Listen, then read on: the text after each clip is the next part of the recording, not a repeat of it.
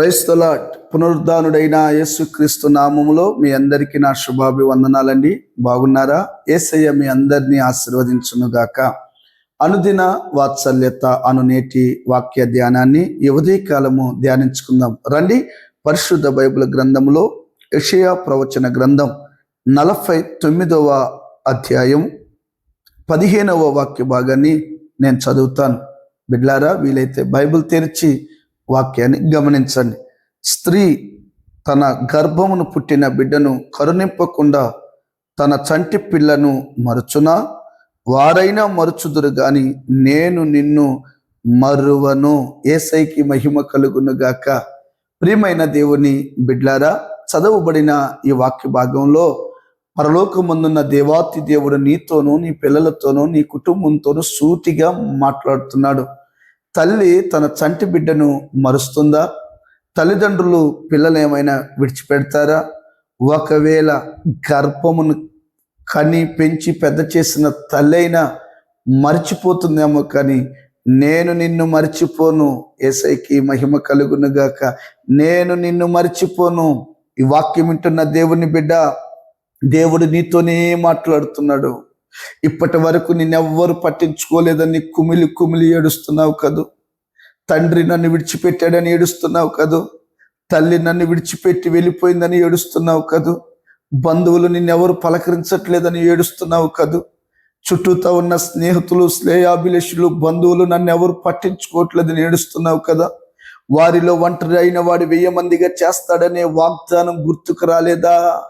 దేవుని బిడ్డ, అందుకనే నా ప్రభు అంటున్నాడు, నేను నిన్ను మరిచిపోను, నేను నిన్ను మరిచిపోను. యేసయ్యకి మహిమ కలుగునుగాక.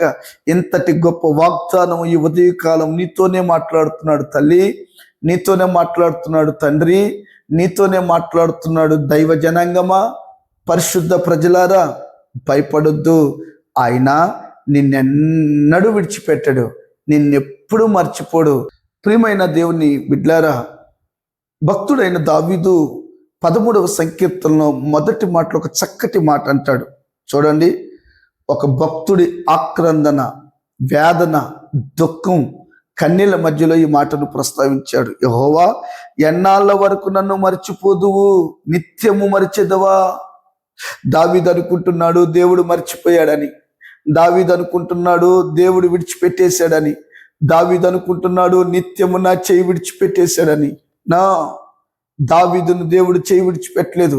ప్రస్తుత పరిస్థితుల్లో నీ అన్నలు నిన్ను వెలివేశారని, నీ తండ్రి నిన్ను వెలివేశాడని, నీ చుట్టూతో ఉన్న ప్రజలు నిన్ను వెలివేశారని, అరణ్య పాలు చేశారని, నమ్ముకున్న అధికారి నిన్ను అరణ్యంలో తరుగుతున్నాడని, నీ గురించి చెడ్డగా మాట్లాడుతున్నాడని ఒంటరిగా మిగిలిపోయి ఏడుస్తున్నావా? ఏ ఒక్క పనైనా ఒంటరితోనే ప్రారంభించబడుతుంది. గుర్తుపెట్టుకోండి. ఒక సీఎం గారితో మాట్లాడాలంటే ఒంటరిగా వెళ్ళే మాట్లాడాలి. ఒక పని ప్రారంభించాలంటే ఒక వ్యక్తి ఒంటరిగానే ప్రారంభించాలి. అఖండ విజయాలు సాధించేది ఒక్కరితోనే ప్రారంభించబడుతుంది. బిడ్లారా, దేవుడు కొన్ని విషయాలు నీకు నేర్పించాలని, కొన్ని విషయాలు నీకు తెలియపరచాలని ఒక్కొక్క పర్యాయంలో ఒంటరిగా నిన్ను అలా విడిచిపెట్టినట్లుగా విడిచిపెడతాడు, కానీ పూర్తిగా విడిచిపెట్టడు. దానిలో ఒక పాఠాన్ని నువ్వు నేర్చుకోవాలని. దావీదు అనుకుంటున్నాడు దేవుడు నన్ను విడిచిపెట్టేశాడని, దేవుడు నన్ను మర్చిపోయాడని. ఆ చుట్టూతో వస్తున్న బాధ కష్టాలను బట్టి కృంగిపోయాడు. బిడ్లారా, ఈరోజు నన్ను ఎట్టి పరిస్థితుల్లో ఉన్నావో నాకు తెలియదు. ఒకవేళ నీవు కూడా దేవుడు అనేవాడు ఉంటే ఎందుకు నాకు ఇలా జరుగుతుంది? దేవుడు అనేవాడు ఉంటే ఎందుకు నా కుటుంబానికి ఇలా జరుగుతుంది? దేవుడు అనేవాడు అసలు ఉంటే ఎందుకు మా కుటుంబంలోని ఇంత కఠినమైన పరిస్థితులు అని కృంగిపోతున్నావా? భయపడొద్దు. ఆయన నీ మీద దృష్టి నిలిపే ఉన్నాడు.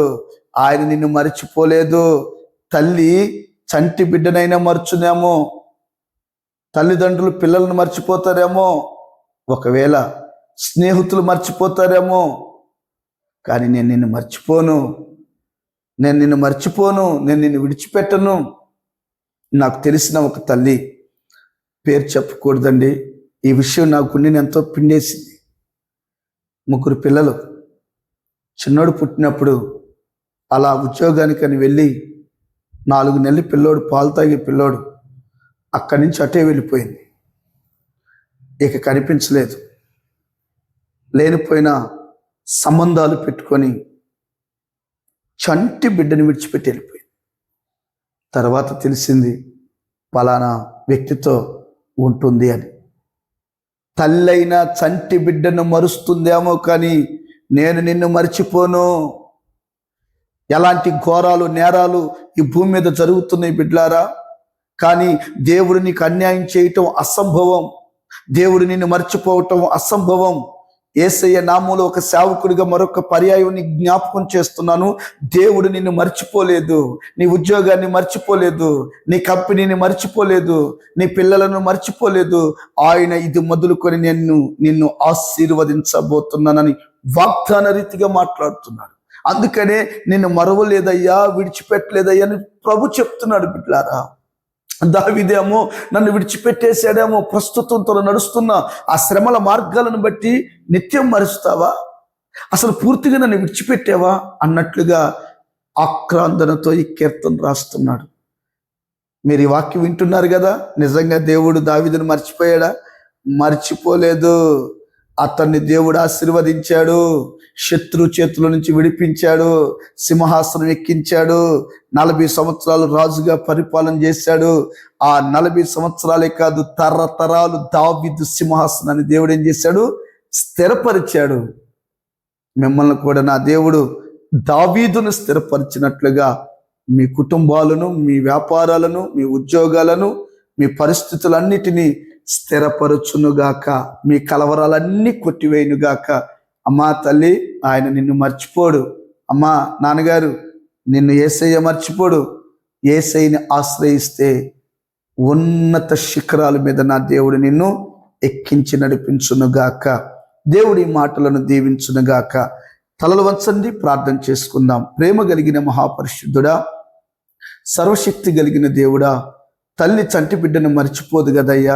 ఒకవేళ వారైనా మరుస్తారు, కానీ నేను నిన్ను మర్చిపోను అన్నావు. దావీదు కూడా మర్చిపోయావని కన్నీళ్లు కార్చాడు, కానీ నువ్వు అతన్ని ఉన్నత శిఖరాలు ఎక్కించి ఇశ్రాయేలు ప్రజలకు 40 సంవత్సరాలు రాజుగా చేసి నడిపించావు దేవా. ఈ వాక్యాన్ని వింటున్న బిడ్డల జీవితాల్లో కూడా ఇటు గొప్ప కార్యాలు జరిగించమని యేసు నామాన్ని అడిగి పొంది నాము తండ్రి. Amen, amen. Thank you. God bless you. ప్రియమైన దేవుని బిడ్డలారా, అనుదిన వాత్సల్యత అనే ఉదయకాలపు వర్తమానాలు, దైవ వర్తమానాలు వింటున్నారు కదూ. బలపరచబడండి. ఈ విషయాలు అనేకులకు మీ సెల్ ఫోన్ ద్వారా షేర్ చేయండి, తెలియపరచండి. దేవుడు మిమ్మల్ని బలపరచునుగాక. Thank you.